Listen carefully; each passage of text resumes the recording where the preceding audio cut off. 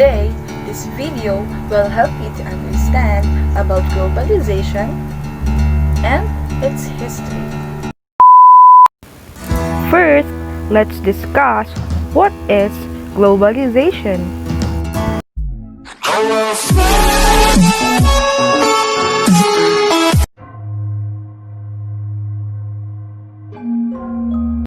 Hi everyone, my name is Jaika Alcueno. I'm going to discuss to you what is globalization. Globalization means the speed up of movements and exchanges of human beings, goods and services, capital, technologies, or cultural practices all over the planet. One of the effects of globalization is that it promotes and increases interaction between different regions and population around the globe.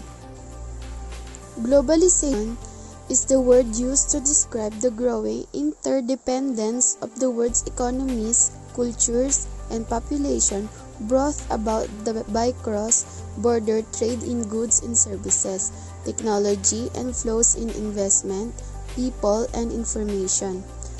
Countries have built economic partnerships to facilitate these movements over many centuries, but the term gained popularity after the Cold War in the early 1990s as these cooperative arrangements shape modern everyday life.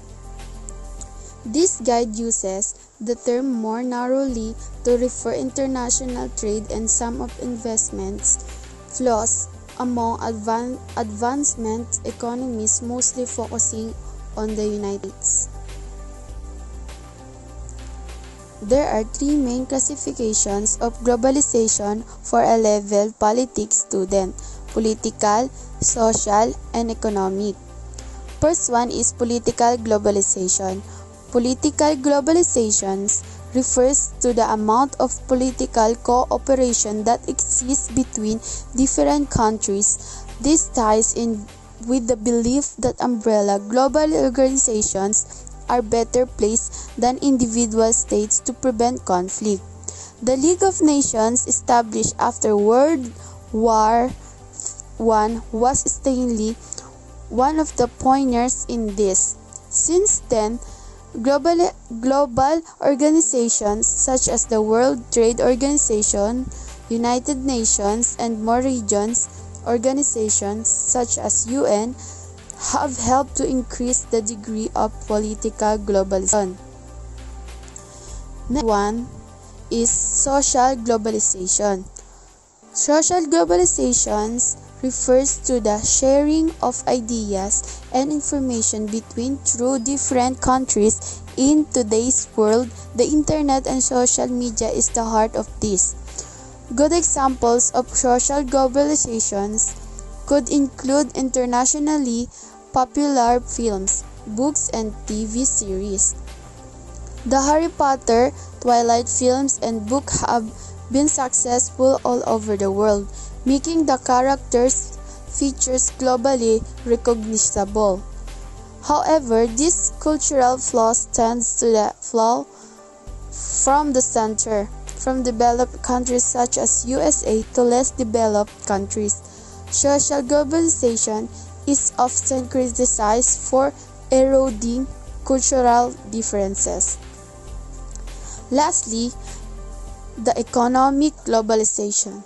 Economic globalization refers to the interconnectedness to economies through trade and the exchange of resources. Effectively, therefore, no national economy really operates in isolation, which means national economies influence each other. This is clearly evidenced by global recessions from 2007 and onwards.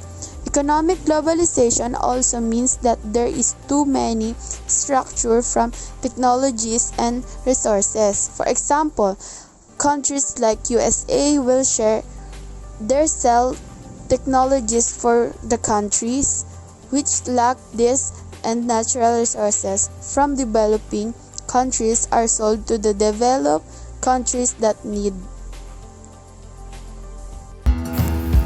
Now, let's explore how the globalization started. Let's start to the first era of globalization, which is the Silk Road. So, good day everyone. Do you have any idea what Silk Road is? The Silk Road was a network of trade route of China to connect in other countries like Far East, Middle East, and the Europe. The Silk Road was started in Han Dynasty. It was the rich empire in Asia before. They also developed the ceramic, making silk, water cloth, and also they invented the seismograph. The group of Chinese traders traveled and exchanged it to other traders from the other country. And suddenly, this product, which is the silk, became popular to others and started to appear in different countries. And for the first time, the product from China became luxury. And because of that, the route traveled by the Chinese trader called Silk Road.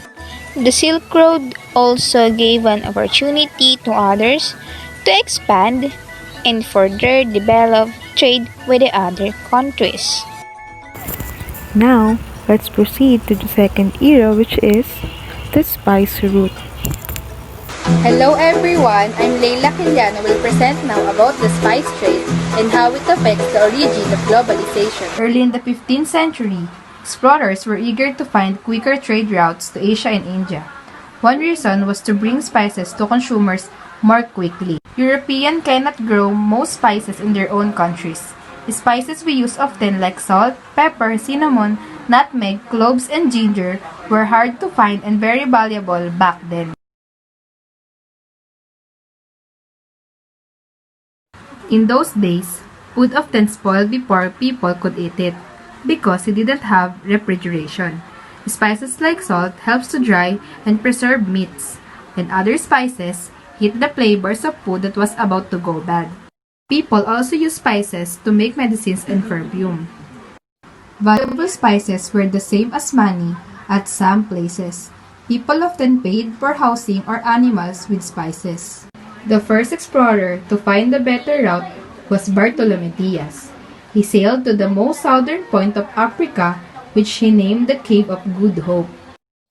10 years later, Vasco da Gama sailed around the Cape, along the eastern coast of Africa and then across to India. In 1652, the Dutch East India Company built a permanent colony about 30 miles north of Cape of Good Hope that became known as Cave Town. It has been a popular stopover for ships of every kind ever since. So in the spice trade, the spice was one of the earliest drivers of globalization. The spice also created a global economic network in the Middle Ages. The next era of globalization is the Age of Discovery. So now, to continuation the topic in the history of globalization, I'll tackle about Age of Discovery. Age of Discovery, or also called Age of Exploration, there was early 15th century and continue early in 17th century.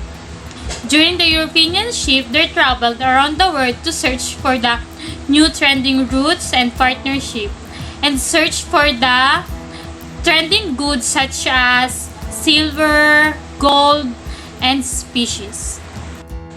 The reason why Age of Discovery began is because European of that time was interested of foreign culture and goods.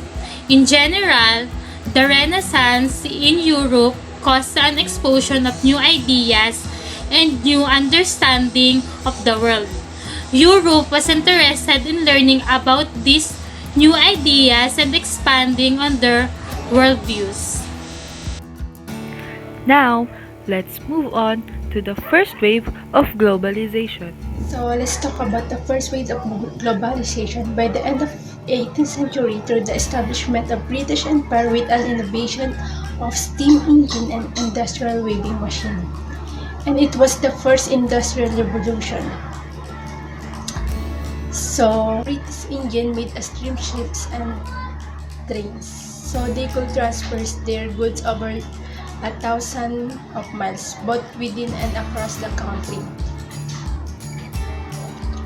On the other hand, Britain allowed to make a products that were in demand all over the world, like iron, textile, and manufactured of goods.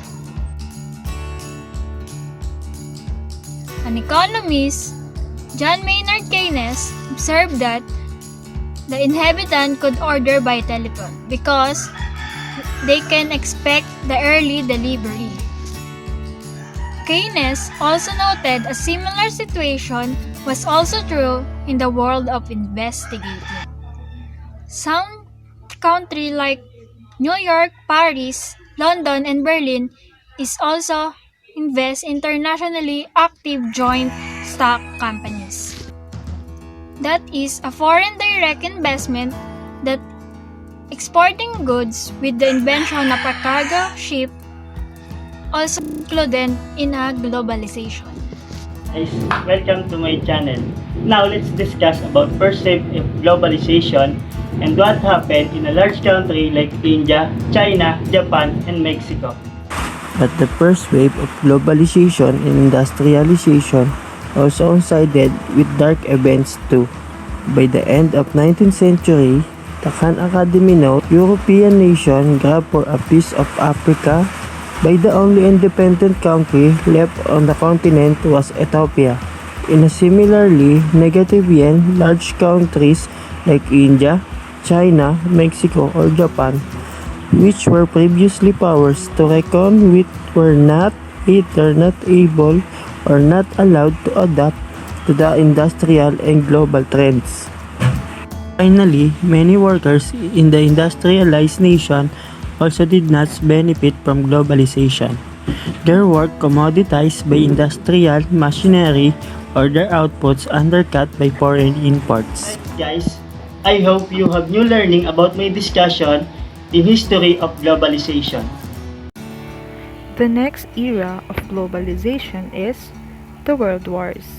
Hi, I'm Ken Lerina, and let's talk about the globalization during World War I and World War II. World War I began on July 28, 1914 until November 11, 1918. These are the countries that participate during World War I. First, the Great Britain. Second country, France. Third country, Russia. And later on, the United States. The United States support by finance by the allies of Britain until 1916, when the United States ran out of money and gold bars. After that, the Central Power, Germany, Austria-Hungary, and Ottoman Empire, which is the most powerful allies during World War I. So, the Central Powers supported by Germany. After unification in 1971, there is an industrial force and wanted to become a superpower military. Both sides expected the relatively having short conflict when the industrial force and superpowered military has begun. So, the Britain, France, Russia, and United States didn't expect that this war will still long. Through the Versailles, the Allies won against Central Power by imposing debilitating conditions on Germany, and it most likely caused by the World War II. So, European economies devastated after the war, including those allied. The United States thought of borrowing from another country, so the international debtor entered and also entered export to Europe during World War, and it works. The main economic reason here in World War I is even the so-called winners of this war experienced the dramatic losses. By the US allies, they earned almost $200 billion during World War, and also the military that sacrificed their lives. So until 1941, the two sides, which is the Axis and the Allied, seemed to be balanced from the economic perspective. So here is the main combatants of the Axis side was Germany, with the largest GDP or gross domestic product of all the participants, followed by Japan and Italy. The second and third wave of globalization. Hi guys, this is Joshua Yabunal from BTLE 2A and we talking about the globalization, the story of globalization. What is the story of globalization? The story of globalization, however, was not over. The end of World War II marked a new beginning for a global economy under the leadership of New Hodgson, the United States of America, and the aid by the technologies of the Second Industrial Revolution, like the car and the plane. Global started to rise once again. At the first, this happened in two separate tracks, as the Iron Curtain divided the world into two spheres of influence. But as of 1989, when the Iron Curtain fell, globalization became a truly phenomenon. The early decades after World War II, institutions like the European Union and the other free trade vehicle championed by the US were responsible for much in the increase in international trade. In the Soviet Union, there was a similar increase in trade through centralized planning rather than the free market. The effect was profound. Worldwide, trade once again rose to 1914 levels. In 1989, export once again counted for 14%. Global Development Project, it was paired with a step rise in middle class incomes in the West. So that's all today. I hope you understand. Bye. Then, when the wall dividing East and West fell in Germany and the Soviet Union collapsed, globalization became an all-conquering force. The newly created World Trade Organization encouraged nations all over the world to enter into free trade agreements. GATT, or General Agreement on Tariffs and Trade, which lead to a series of agreements to remove restrictions on free trade. At the same time, the new technology from the Third Industrial Revolution, the Internet, connected people all over the world in an even direct way. Okay, so let's continue this era. So the next is when the result has been globalization on steroids. In 2000s, global exports reached a milestone as they rose to about a quarter of global GDP. Trade, the sum of imports and exports, consequentially grew to about half of world GDP.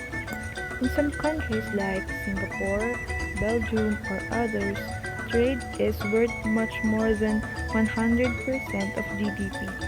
A majority of global population has been benefited from this. 1. More people than ever before belong to the global middle class, and hundreds of millions achieved that status by participating in global economy. Let's proceed to the last era of globalization, the Globalization 4.0. That brings us today when a new wave of globalization is once again upon us.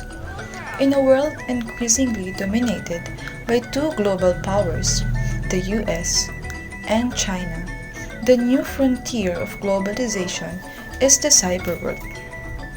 At the same time, a negative globalization is expanding too. Through the global effect of climate change, pollution is one part of the world leads to extreme weather events in another. And the cutting of forests and the few green lands the world has left, like the Amazon rainforest, has a further devastating effect on not just the world's biodiversity, but its capacity to cope with hazardous greenhouse gas emission.